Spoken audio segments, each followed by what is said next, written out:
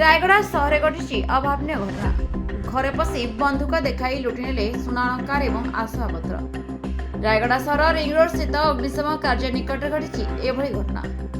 पूर्त विभाग कर्मचारी बसंत कुमार मिश्र घर होती डकायत माने घरे पशि बसंत मिश्र को निस्तुक माड़ मारिबा सहित बांधी मुहरे सेलोटेप लगाई घर बाहर पटू कबाट बंद कर चली जाइए। लुटेरा माड़े लहुलाण होती बसंत।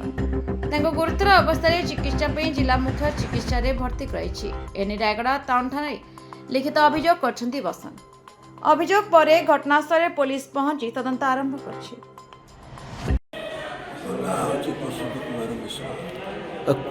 आगे मु तो ये बसती कबाट खोलू खोलू ताके तो कुदुले 4-5 जन पशिगले बाड़े पूरा राति सारा रही खाली पिटुंट सका फ्रिज फ्रिज टीवी तापर ये आमर एसी गैस हांडी गाड़ी सब धरिक पड़े सका मत गेड़ा पकईदे बाहर साइड बंदूक देखते